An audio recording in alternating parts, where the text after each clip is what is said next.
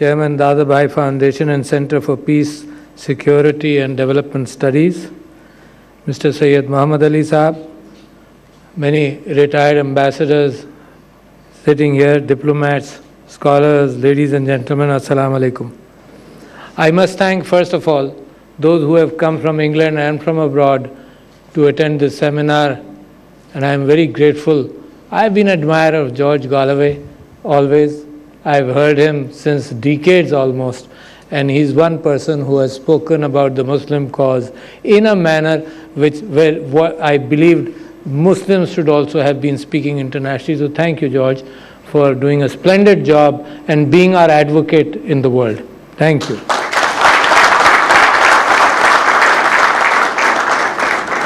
It is indeed a great pleasure to be here, to be able to say a few things. But you are very important people and scholars. Let me not waste your time in repetitions. Therefore, let me summarize first. What I need to say definitely is the condemnation of Indian action as far as Kashmir is concerned, and Indian action throughout India when it is suppressing its minorities, but especially in Kashmir, the human rights violation, the use of pellet guns, the fact that women have been raped, the fact that 100,000 people have been killed, the fact that more than 900 Indian soldiers are there, and the fact that the promises made to the Kashmiri people have been overrun by their bulldozers and by their tanks. They will never be able to suppress the people of Kashmir. And let me assure the people of Kashmir from this forum and through the media that the people of Pakistan will always stand by them. Now, cutting it down to what is possible and what can be done, and projecting where these things will be going. That is a matter which you must think about and keep on talking. Firstly, Pakistan has committed to stand by the Kashmir dispute in a legal manner, in all legal forums throughout the world, morally, ethically, diplomatically, and support that cause in every which way possible. And we will continue to do so. But then we must imagine what happens and what will happen. The promise to the Kashmiri people for plebiscite was made by an organization and an institution which was a result of the world and the nation states believing that we need to govern the world in a better manner.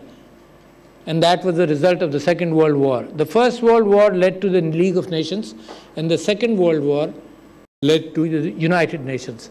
And Pakistan puts its hope in the United Nations. India went to the United Nations. The Kashmiri people were promised a plebiscite. But I believe, over experience, over the last so many years, that it has become a forum of vested interest where humanity and where illegal occupations have been either ignored or maybe at times have been encouraged. So it's a very sad reflection on the world and its promises to the people. But then I go back and I look at the fact that after the Second World War, there was a meeting of the victors in the Red Sea where spheres of influence were decided, where it was decided that the allies and the victors will be allowed to work in such and such countries and to decide whatever they want to. And the result was the division of the Sultanate-e-Osmania, for example, the division of many places and spheres of influence where the other great powers did not interfere. And that should have raised alarm bells in my mind anyway. But then we kept on putting hope there. Kashmir issues went through vetoes from different powers, and it was never resolved. Today, the issues of humanity are subservient to the levers of economy, of trade. Decisions are made, opinions formulated. The role of the United Nations comes up wherever big powers want to have a solution. And where they don't want to have a solution, everything is ignored. So that's the suffering of our people in general. Our people, I don't mean to focus only on the Muslim world, focus on the fact that wherever people are suppressed, there is a license given to them, and which is very unfortunate. So today, the decisions are not based on principles, but are based on other factors. And we must realize that. So therefore, we will have to learn how to counter that. And that's what I mentioned when I said that I will not waste your time in the routines of what is happening, but actually trying to look into what can be done to undo that. I can cry, I can make an effort, I can give hope to myself and to the Kashmiri people. But at the same time, we must strategize, understand what the human race has been like and how does it go beyond. Wherever ethnic wars have been started or polarization has taken place, it is what I remember and what I can see, and history will support what I am saying, is a matter which takes definitely a few decades to handle. If you look at Nazi Germany, if you look at when people elevate themselves and their race, there is always loud clapping if I praise my ethnic group. People are open to that bias, and then it has its own cycle. It doesn't end fast. And we have seen this in Pakistan. So therefore, our own experiences can help us understand what is going to happen. We've seen that in our country, and that is where our reactions to Indian atrocities, our reactions to Indian attacks were very different from the Indians itself. That's where we have learned. So what did we learn, ladies and gentlemen? We learned the fact that the war on terror, or the fact that there was terror on our borders, or the fact that Afghan people were suppressed first by the Soviets, then by the Americans in their own logic, resulted in a war at our borders, and 3.5 million refugees came to Pakistan, and we succumbed to the fact that we must have a jihadi reaction to it, encouraged by vested interests throughout the world. It was more important to defeat the Soviet Union, and whatever picture you wanted to take to the world accepted that, fine. The Mujahideen were welcomed in the White House, and we got a license to fight that war, and we fought that war. And it went on for 30, it's still going on. In fact, our Afghan brothers are in misery for this reason or that reason. But Pakistan had refugees, 3.5 million refugees. And we supported them, and they morally. Today, I am so saddened by the fact that if there is a refugee crisis in the Western world, they are raising their walls. They don't even want to accept 80 people. There is a debate going on in Europe. Which country will accept 100 people?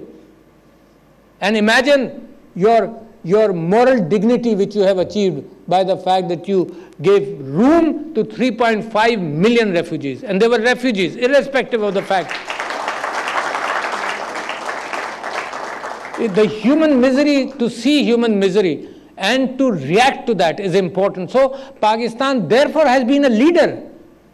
Today, my brother country, Syria, is holding 3.5 million refugees from the war in Syria, Egypt, Turkey.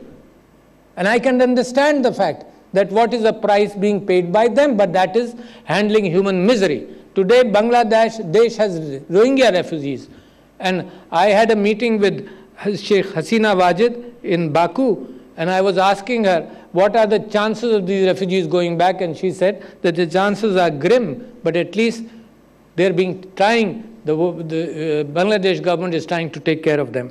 So when I talk about the fact that what we learned, now imagine these things can be learned by the generation itself. This lesson cannot be learned by other people, and I am surprised by that. And I have seen it within my life that this happens. And I just gave an example today that when I went to study in the US in the 70s, doing my master's at Michigan, I was very hopeful that the Americans have learned from Vietnam. And they will never forget that lesson. And when the Soviet Union went to Afghanistan, it was the Americans and the whole Western world which was saying, now the Soviet Union will learn its lesson. But lo and behold, what happened was that when the Soviet Union went to Afghanistan, into Afghanistan, and 10 or 15 years later, true, one generation had passed, promptly the Americans forgot their lessons and started interfering in the entire world. Do you think this is a coincidence that the misery in which the Middle East is in? Imagine the media when you talk. When you come to solutions, you must talk of world opinion and how can it be modulated. Imagine the weapons of mass destruction, the argument which was sold to the world. Imagine that. Can we fight that propaganda war? And the propaganda war is getting bigger and bigger. It's not the television only which is now doing propaganda war. It is the social media today which is able to modulate opinions in voting constituencies in the world. By releasing information, by releasing fake news, I heard, and I'm glad that this forum talked about fake news, by releasing fake news. Imagine that our opinion can be modulated. Our lives are simple. Human race cannot change all of a sudden. All of a sudden. We are hardwired into being biased, all of us. We have our own experiences and we wear the chashma or the chashma of our experiences and then look at everything. Very few people, even the judges on which we place everything there and hope that they look at things without bias, it is in human nature to look at things with bias. And therefore, the human nature is being exploited today in the world. The humanity is being exploited. You see all arguments. Imagine selling democracy through the barrel of the gun and trying to change societies through the barrel of the gun. And realizing after millions have died, 30 years down the road, it can't be done. So, thank you very much, we are out. But what happened? Are there no war crimes? Are there no war crimes trials anymore? Crimes are going around, crimes are happening. And in that context, let me then come back to what is happening in my immediate vicinity. What is happening in Kashmir is not, now that is where you look at the chessboard of those of you who have played chess and understood that looking at strategy is, you imagine what the others are thinking and what is happening. When Garry Kasparov lost to the Deep Blue computer in chess in I think 2001 or 2000, he said that this computer, I used to see the reaction of my opponent. This computer, I am glad, the only thing I got out of that was this computer was not happy at winning. So what I am saying is that this is actually, look at it as a chessboard. What is happening in India? And I have gone through it. I have gone through it in Karachi. All of you are from Karachi, most of you. I have gone through it in Karachi, where I expected that ethnic arguments will end in 5 years. The logic was there. The logic was not there. Huzur Akram sallallahu alaihi wasallam said in his Akhri khutbah that the difference between an Arabi and Ajami I am closing today. I am ending it forever. But he ended it. But it is not in human nature to end it in that way. So therefore, we went through those battles in Karachi and it didn't end in 5 years, it ended in 30 years. We polarize ourselves in society to fight the Afghan war. And that polarization itself took 30 years. There are still remnants around. So what is happening in India? Now come back to what is happening in India. You remember the late Khushwant Singh. I'm sure a lot of you do. He wrote a book in 2003, The End of India. And it's a very interesting book. It's a very small book, but very interesting. And he says that it is not Pakistan which will destroy India. It is India which itself will destroy from inside. India will destroy itself. That's what he said. And he's not talking about physical destruction. He's talking about a moral destruction. India claimed to be a secular state, We did not claim to be a secular state. We claimed to be an Islamic state, but with the principles that all minorities have the same rights, what Qaid-e-Azam elaborated on. India claimed to be a secular state, and since then, it is striking at its own foundations all the time. So what is happening in India? There is a significant change in their thinking. India is at war with its own history. India is at war with itself. It doesn't know how to acknowledge the fact that the Muslims came to India and ruled over it in the traditional manner where what used to happen in those centuries. The Muslims ruled India in that manner. It wants to tear those pages out of that history. And it wants to hold the Muslims of India today responsible for what happened in the last 300 or 400 years. Cannot happen. How long can the Muslims of India keep on apologizing? And they don't need to apologize. But they're being forced to apologize. For those of you who read international papers, there's a recent article written in Washington Post, I forget the author, of the lady from Bombay. And she writes how miserable she feels to be living in India. She's outside of India and therefore she could write that. My relatives are in India and I know what they're going through. So, look at what is happening to the minorities. It's not the Muslims of India alone. The Sikhs were slaughtered in 93 in Delhi. That is how narrow-minded when you talk about a racial divide, when you talk about a serious religious divide, when you talk about saffronization of India, you will always come across these kind of reactions. The Muslims in different areas have had riots against them. And you know, it takes a lot of time and a lot of effort. In fact, it almost takes a generation for a person to start doing small jobs, small work, open up a small shop. And then, when it is challenged and destroyed, the entire community falls back down again. Look at the representation of the minorities in Indian assemblies, where the minorities are 13 to 14%, the representation does not exceed 2 or 3%. Who talks about them?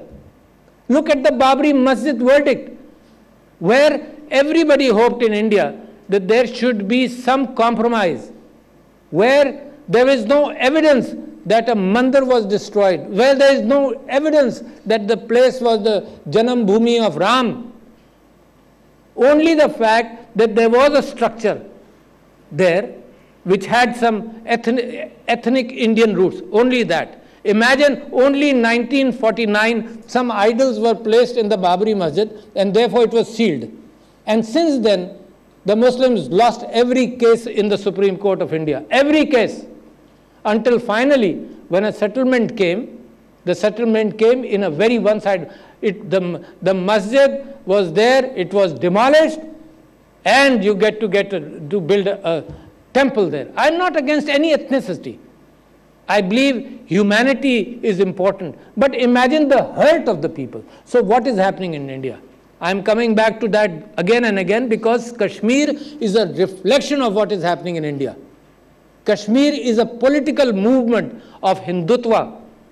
Kashmir is something which the polarized Hindu majority, not the Aam Hindu, but you see what happens is when you talk about racial politics, you drive with you a lot of people.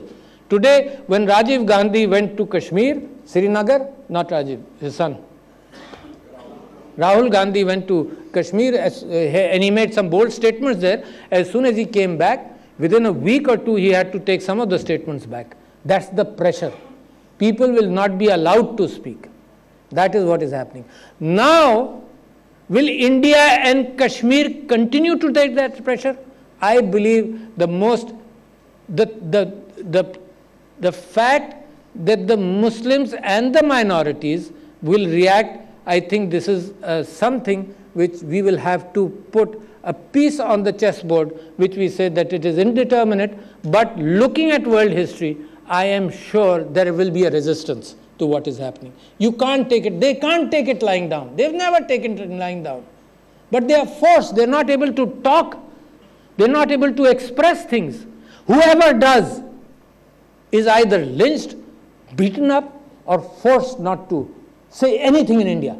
So if you can't say it in India, That means the Indian people, the innocent Indian people, are dragged towards a serious polarization which is not against Pakistan. Pakistan becomes a beating boy, something to beat, but it is actually they're beating their own people, degrading them.